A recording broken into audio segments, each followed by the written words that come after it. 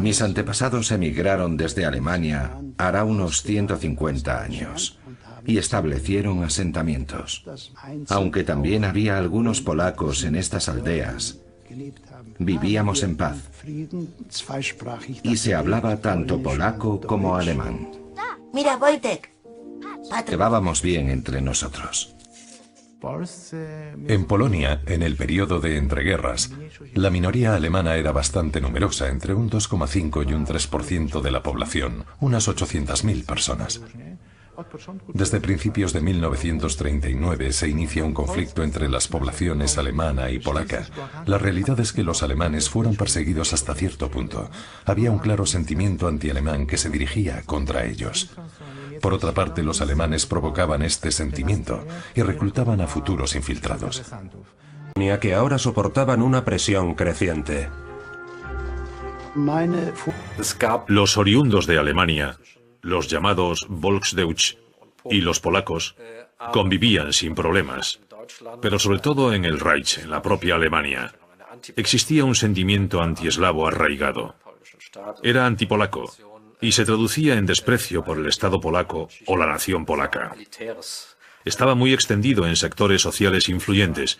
Era un proyecto elitista de las clases dirigentes y despreciaba a los vecinos del este. ¡Polaco de mierda! Teníamos miedo. Todo parecía ir bien cuando llegó el ejército alemán. Todo el que llevaba un recipiente recibía una ración de sopa de guisantes. Los soldados eran muy amables, algunos incluso hablaban polaco. Pero todo aquello se acabó cuando llegó la Gestapo. La guerra no fue una sorpresa, pero la brutalidad de los alemanes sí. No tanto el ejército como los Einsatzgruppen, que fusilaron a miles de polacos, cuyos nombres estaban en listas que habían preparado.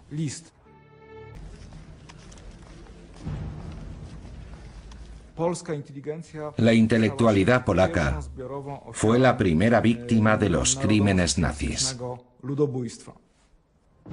El trato que se daba a judíos y polacos era infrahumano. Claramente no valían nada para los ocupantes alemanes. No querían una nación con una clase inteligente y educada. Querían crear una colonia de trabajadores sumisos. Y eso era también lo que quería mi padre. Hacia las 10:30 sacaron a los 10 primeros hombres. Y 30 hombres de las SS fusilaron a aquellos 10 hombres. Y después sacaron a los 10 siguientes. Fue terrible.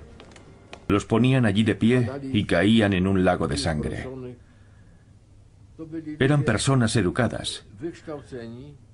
Era gente de todo tipo, trabajadores, comerciantes. En un éxodo masivo, 1,5 millones de polacos fueron obligados a dejar sus casas. Nosotros pensábamos que éramos superiores y que ellos estaban para hacer tareas de servidumbre.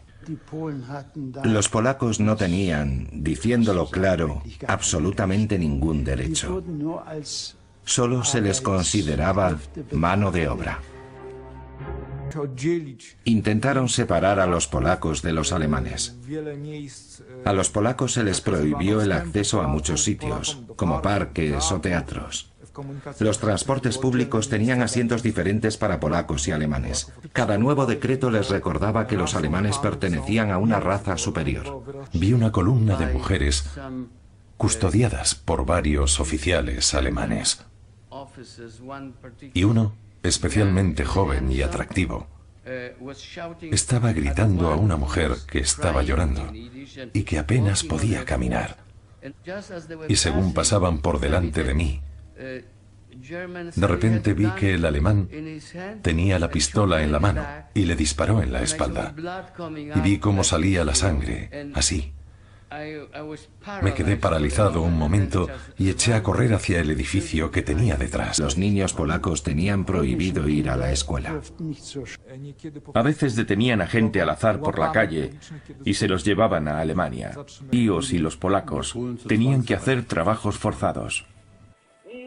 A partir de la medianoche de hoy, todos los judíos que permanezcan en Cracovia sin permiso serán reclutados para realizar trabajos forzados. Preguntábamos, ¿qué les pasa a los judíos que se llevan en los transportes? Y solían decir, hacen jabón con ellos. Habían cambiado las tornas.